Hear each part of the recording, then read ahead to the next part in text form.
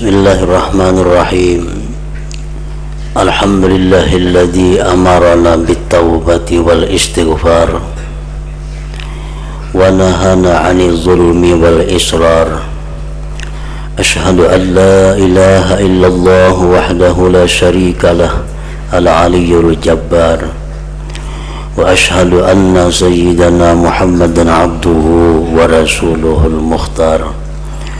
Allahumma salli wa sallim wa barik ala sayyidina wa maulana Muhammadin khairil akhyar wa ala alihi wa sahbihi wa zurriyatihil athhar, amma ba'd.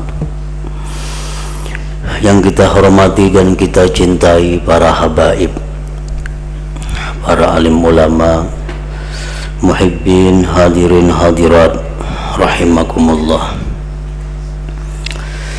Alhamdulillah, segala puji bagi Allah. Kita panjatkan syukur kehadiratnya atas limpahan rahmat, taufik dan hidayah, sehingga kita pada malam ini dapat kembali berkumpul bersama-sama di majelis yang penuh barakah ini. Salawat dan salam kita haturkan kepada junjungan kita Nabi besar Muhammad sallallahu alaihi wasallam dan kepada seluruh keluarga, para sahabat, zuriat beliau sampai hari akhir nanti. Para muhibbin rahimakumullah, al-haditsus tsani wal arba'un. Hadis yang kedua sesudah 40 hadis, dan ini merupakan hadis penutup dari kitab Arba'in Nawawiyah. An Anas bin Malik radhiyallahu anhu qala sami'tu Rasulullah sallallahu alaihi wasallam yaqul qala Allah ta'ala ya ibna Adam innaka ma da'awtani wa rajawtani ghafartu laka ala ma kana minka wa la ubali ya ibna Adam la balagat dhunubuka anana as-sama thumma astaghfartani ghafartu laka ya bana Adam innaka law ataitani bi qurabil ardi khataya thumma laqitani la tusyriku bi syai'a la ataituka bi qurabiha maghfirah. Rawahu Tirmidzi wa qala haditsun hasanun sahih. Dari Anas bin Malik radhiyallahu anhu, beliau berkata, aku mendengar Rasulullah sallallahu alaihi wasallam bersabda, Allah subhanahu wa ta'ala telah berfirman, wahai anak Adam, sesungguhnya engkau selama berdoa kepadaku dan mengharapkan rahmatku, niscaya aku ampuni bagi engkau atas sesuatu yang ada daripada engkau. Wala ubali, dan aku tidak peduli berapa banyak dosa-dosa yang kau lakukan itu. Wahai anak Adam, jikalau sampai dosa-dosa engkau itu ke atas awan di langit, kemudian engkau minta ampun kepadaku, niscaya aku ampuni bagi engkau. Wahai anak Adam, bahwasanya engkau jikalau datang kepadaku dengan sepenuh bumi kesalahan, kemudian engkau mati dalam keadaan tidak menyekutukan denganku sesuatu, niscaya aku datangkan kepada engkau dengan sepenuh itu bumi maghfiratan, ampunan. Rawahu Tirmidzi wa qala haditsun hasanun sahih. Para muhibbin rahimakumullah, qad tadammana hadzal hadis al-asbab ats-tsalasah yahsulu bihal maghfirah. Hadis ini mengandung 3 sebab yang hasil dengannya 3 sebab itu ampunan dari Allah subhanahu wa ta'ala. Walaupun sangat banyak usaha-usaha yang kita lakukan untuk mendapatkan ampunan dari Allah, dan rahmat Allah, kasih sayang Allah kepada kita. Begitu banyak Allah menjadikan sebab, menjadikan usaha kita bermacam-macam sebab untuk mendapatkan maghfirah, ampunan dari Allah Subhanahu wa ta'ala. Sebagaimana mudahnya kita melakukan kesalahan, seringnya kita melakukan dosa, maka Allah pun mengetahui itu. Oleh karena itu sangat banyak pula jalan-jalan, cara-cara untuk mendapatkan ampunan Allah Subhanahu wa ta'ala. Para muhibbin rahimakumullah, di dalam hadis ini Allah Subhanahu wa ta'ala menjelaskan ada 3 cara untuk mendapatkan ampunan Allah. Ahaduha, salah satunya ad-du'a ma'ar raja, doa disertai harapan, doa disertai sangkaan yang baik kepada Allah, doa yang disertai dengan keyakinan bahwa Allah mengampuni dosa. Seperti doa kita, Allahumma ghfirli zunubi, Allahumma ghfirli zunubi, ya Allah ampunilah bagiku dosa-dosaku. Nah, ini merupakan doa yang kita ucapkan bila disertai dengan harapan yang penuh, disertai dengan husnuzan kepada Allah, maka doa ini akan bermanfaat untuk mendatangkan ampunan Allah. Rabbi ghfirli sama aja, wa tub alayya innaka antat tawwabur rahim, Allahumma ghfirli wa liwalidayya warhamhuma kama rabbayani shaghira. Nah, ini contoh-contoh doa untuk meminta ampun kepada Allah. Qala ba'duhum wa min ahammi ma yas'alul 'abdu rabbahu maghfirata dzunubihi wa ma yastalzimu dzalika an-najati minan nar wa dukhulil jannah. Berkata sebagian ulama bahwa setengah yang paling penting, sebagian dari yang paling penting yang meminta si hamba kepada Tuhannya adalah pengampunan dosa. Ini termasuk yang penting kita minta kepada Allah. Di samping kita minta petunjuk ke jalan yang lurus, kita minta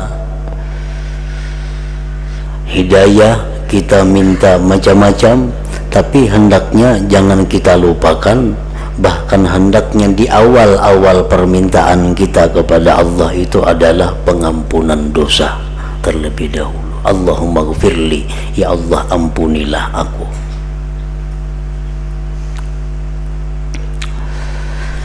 Luqmanul Hakim berkata kepada anaknya, ya bunayya awwid lisanaka Allahumma ghfirli fa inna lillahi sa'atan la yaruddu fiha sa'ila. Luqman Al-Hakim menasihati anaknya, wahai anakku, biasakan lisan kamu dengan mengucap Allahumma ghfirli. Di waktu-waktu apa? Di waktu-waktu duduk, waktu berdiri, waktu berjalan, waktu kita berbaring, waktu apapun, hendaknya kita terbiasa mengucap, berdoa dengan Allahumma ghfirli, ya Allah ampunilah aku, artinya. Karena Allah Ta'ala itu ada mempunyai saat atau waktu yang Allah tidak menolak pada waktu itu akan orang yang meminta. Jadi dalam sehari semalaman ini ada waktu, cuma dirahasiakan oleh Allah kapan waktunya, yang bila mana kita tepat pada waktu itu minta sesuatu kepada Allah, maka Allah berikan. Nah, kalau kita seringkali membaca Allahumma ghfirli, Allahumma ghfirli, nah, sewaktu-waktu bisa bertepatan dengan itu, sehingga dosa-dosa kita diampuni oleh Allah Subhanahu wa ta'ala. Nah, kemudian yang kedua, sebab yang bisa menghapuskan dosa-dosa kita adalah al-istighfar ma'at taubah. Istighfar disertai tobat. Dalam ucapannya seringkali kita baca astaghfirullahalazim wa atubu ilaih. Astaghfirullahalazim wa atubu ilaih. Kalau yang tadi doa Allahumma ghfirli, ya Allah ampuni aku. Nah, kalau ini adalah ikhbar, mengkhabarkan, wal ikrar, dan pengakuan. Astaghfirullahalazim wa atubu ilaih. Astaghfirullahalazim, aku minta ampun kepada Allah dan aku bertobat kepada Allah. Nah, ini ngarannya adalah ikhbar wal ikrar, mengkhabarkan dan mengakui bahwa aku minta ampun kepada Allah dan aku bertobat kepadanya. Oleh karena itu ini bukan berupa doa, maka tuntutannya lebih berat dari yang pertama. Kalau yang pertama hanya Allahumma ghfirli, ya Allah ampunilah dosaku. Nah, kalau yang kedua ini mengakui bahwa aku minta ampun kepada Allah, bahwa aku bertobat kepadanya.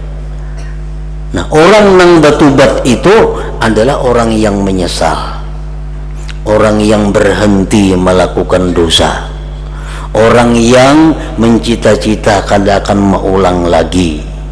Itu tobat.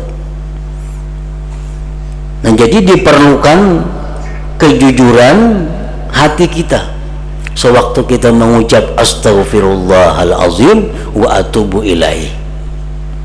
Ya Allah, aku minta ampun kepada Engkau dan aku tobat kepada Engkau. Bujuranlah tobat kita kepada Allah. Bujurkah kita sudah berhenti melakukan maksiat? Bujurkah sudah kita menyesali perbuatan maksiat kita? Bujurkah kita sudah mencita-cita kada akan mengulang lagi? Nah, semasa kita masih memakai sesuatu yang maksiat, atau kita berjalan di jalan satu maksiat, maka kada patut kita mengucap astaghfirullahalazim wa atubu ilaih itu. Karena ini bukan mengakui, artinya mendustai atau yastahzi'u ma'ulu-ulu kepada Allah. Yang lebih baik baginya Allahumma ghfirli, ya Allah ampuni aku. Rabbi ghfirli wa tub alayya innaka antat tawwabur rahim. Dan kalimat dua macam ini seringkali dipakai Rasulullah sallallahu alaihi wasallam. Rasulullah seringkali membaca astaghfirullahalazim wa atubu ilaih, tapi sering juga beliau membaca Rabbi ghfirli wa tub alayya innaka antat tawwabur rahim. Rabbi ghfirli, ya Allah ampuni aku, berikanlah tobat kepadaku. Engkau maha pemberi tobat, penerima tobat, Engkau maha penyayang.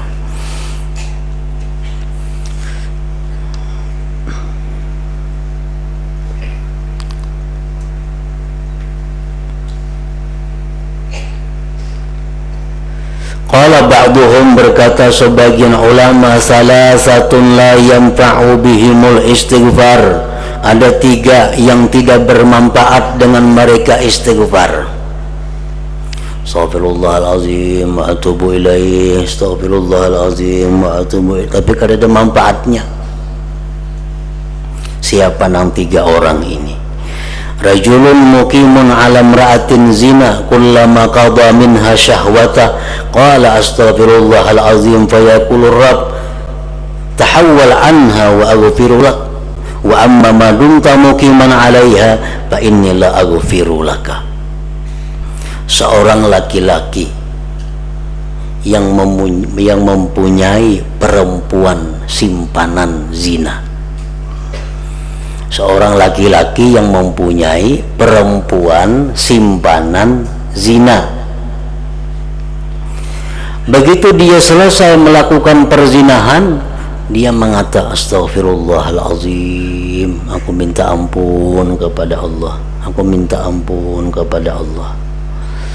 Nah, ujar Tuhan, qala fayaqulu rabb, ujar Tuhan, tahawwal anha, berpalinglah engkau dari perempuan itu, jangan diingun lagi bini-bini itu, kamu kok ampuni dosa ikam. Selama engkau masih bermukim atas perempuan itu, selama engkau masih berhubungan dengan perempuan itu, fa innila aghfiru laka, aku tidak akan mengampuni bagi engkau. An astaghfirullahaladzim, minta ampun kepada Allah, tapi masih melakukan satu kemaksiatan, Allah kada akan mengampuni itu, istighfarnya kada akan berguna. Jar Tuhan, jauhin itu, kan ku ampuni ya dosa.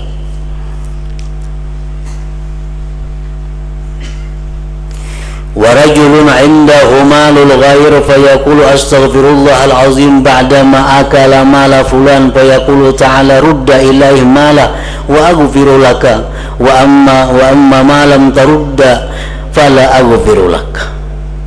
Yang kedua, seseorang yang di sisinya ada harta haram, dia makan daripada harta haram itu, kena beristighfar, astaghfirullahalazim, 100 kali sehari, astaghfirullahalazim, astaghfirullahalazim. Tapi di rumah ini banyak berisi duit haram, makanan bulihi daripada nang haram, istighfarnya banyak, astaghfirullah, astaghfirullah wa atubu ilaih. Ujar Tuhan apa? Bulikakan harta itu lawan ampunnya. Nah, nang haram-haram tuh jauhkan, kembalikan, kamu kok ampuni dosa. Adapun bila mana engkau tidak mengembalikan, kada aku ampuni bagi engkau, kada aku ampuni bagi engkau. Nah, jadi orang-orang nang berusaha dengan cara-cara yang haram, dia mendapatkan harta yang haram, di rumahnya dipenuhi dengan perkakas, dengan macam-macam perabot yang haram, baik istighfar di rumah itu 1000 kali sehari, kada dihiraukan oleh Allah. Ya Tuhan, bulikakan penorang itu, yang pada sarana baik istighfar gini gua ampuni. Nah, kada sarana baik istighfar diampuni Tuhan, bulikakan ampun orang itu.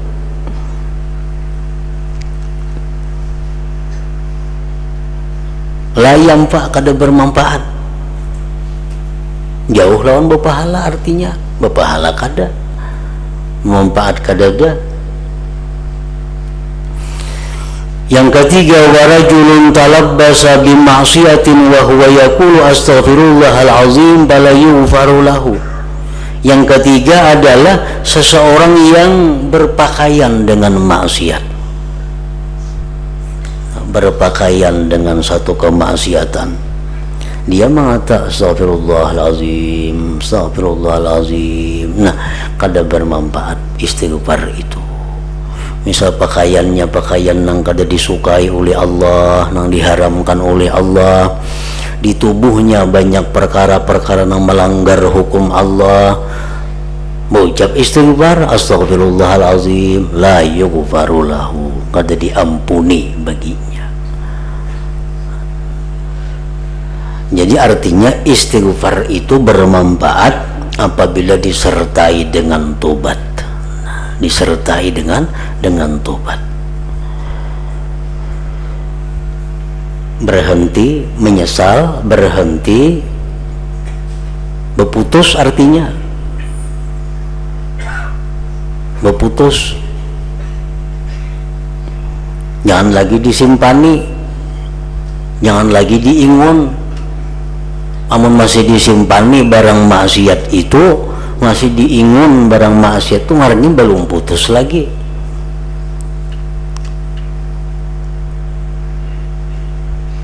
Umpamanya kita laki-laki nih memakai amas, mendengar ini kada boleh begalang amas, si laki-laki ini hampir begalang amas di anak di lemari, itu kada putus lagi ngarannya. Nang putus kayak apa? Dijual, nah dijadiakan duit atau diberiakan lawan siapa nang boleh memakainya, nah itu putus ngarannya. Nah sudah itu ayo aba istighfar, Jadi menyesal, berputus hubungan lawan maksiat, bercita-cita kada maulang lagi, hanyar itu istighfar berguna, hanyar istighfar itu bermanfaat. Jadi memakai amas laki-laki itu kada boleh dalam keadaan apapun, dalam keadaan guring, dalam keadaan beribadah, dalam keadaan berjalan biasa, kada boleh memakai amas itu. Nah, selama masih amas itu dipakai atau disimpani, kita beristighfar, dosa kita kada diampuni. Ada orang berutas amas, anak sembahyang dibuat di kantong dulu amasnya. Nah, sembahyang kayaknya sembahyang hanya imbah salam mencari pulang ke kantong, pasang pulang atas amasnya. Nah, kayak Tuhan kada melihat dalam kantong itu.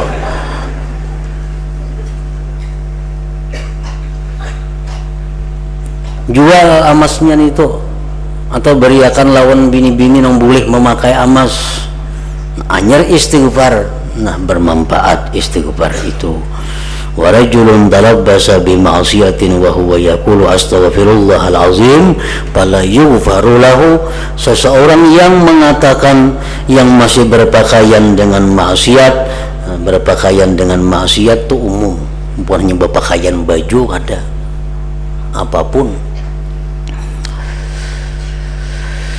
As-sababu salis min asbabil maghfirah, sebab yang ketiga mendapatkan ampunan, at-tauhid wa huwa sababul a'zam, inilah sebab yang paling besar. Tauhid ini bisa diartikan adalah mengucapkan kalimat la ilaha illallah disertai dengan hati yang yakin. Nah, kita mengucap la ilaha illallah itu menghabiskan dosa-dosa kita.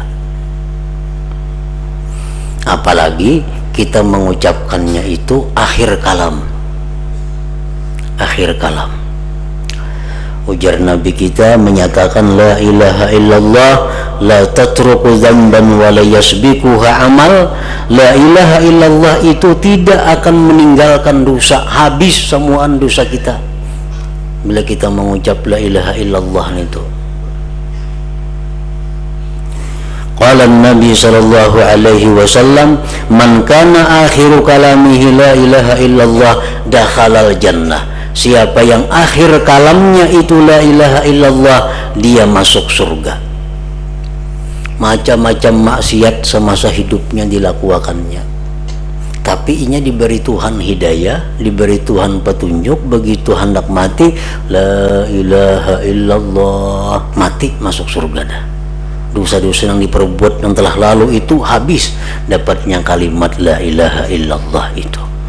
Nah, inilah sababul a'zam, sebab yang paling besar mendapatkan ampunan dari Allah subhanahu wa ta'ala. Jadi di akhirat itu kayak apa, banyak dosa-dosa kita dikumpulkan di timbangan, timbangan amal sebelah kiri. Buat dosa sampai tinggi. Nah, timbangan itu barat sebelah kiri. Oh, sekalinya orang ini ada besi amal lagi sebuting yang belum dibuat, yaitu kalimat la ilaha illallah. Begitu diandak la ilaha illallah itu ke timbangan sebelah kanan, tajunggat sebelah kiri naik ke atas, artinya barat sebelah kanan. Nah, jadi jar Nabi tadi apa? La ilaha illallah la tatruku dzamban wa la yasbiquha amal. Kalimat la ilaha illallah itu tidak meninggalkan dosa. Dosa apapun terhapus dengan kita membaca la ilaha illallah, dan tidak bisa mendahului akan dia oleh amal apapun.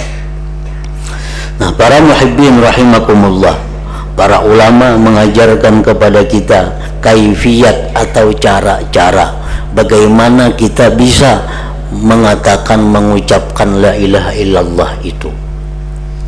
Terutama yang paling diharapkan itu adalah waktu penutup hidup kita. Nah, mereka mengajarkan ada dua jalan untuk bisa membaca kalimat itu di akhir hayat. Yang pertama, iksaruhu bihalil hayat, memperbanyaknya pada waktu hidup. Sebab di waktu akhir hayat itu apa yang paling banyak itu yang terlintas di hati. Mungkin kita paling banyak mengatakan anak-anak yang timbul di hati waktu itu. Mungkin kita paling banyak mengatakan sapi yang timbul. Banyak bisi sapi orang di mana-mana. Hari-hari mengatakan sapi yang dianu kayak apa, sapi yang dianu kayak apa, sapi dianu kayak apa. Hendak mati sapi timbul. Jadi di akhir hayat itu apa yang sering kita lihat, apa yang sering kita ingat, itu yang timbul.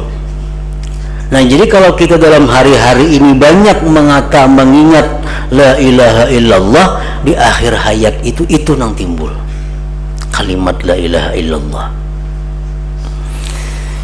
Nah kemudian setelah kita memperbanyak kalimat la ilaha illallah itu, kita menjaga diri daripada sesuatu yang menghalanginya.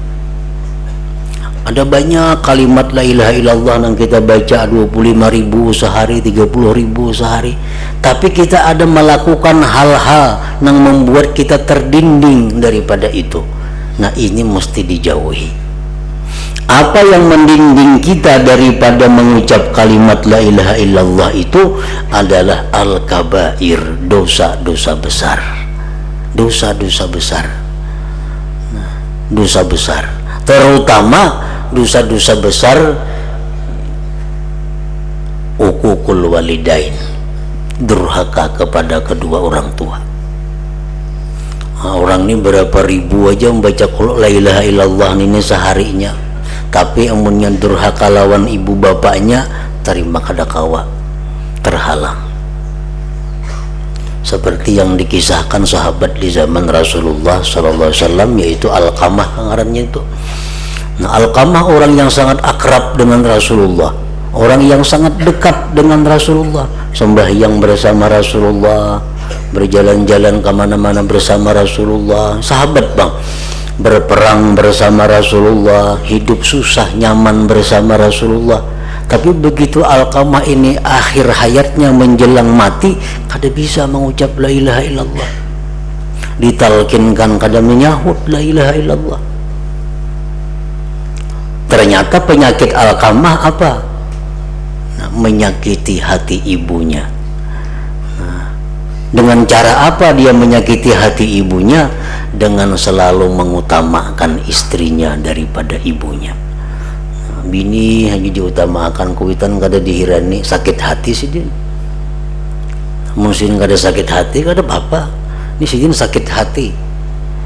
Kita misal memberi bini kita 100.000, sidin beri 10.000, tapi sidin kada sakit hati, suka aja, kada jadi masalah. Ini sidin ini sakit hati.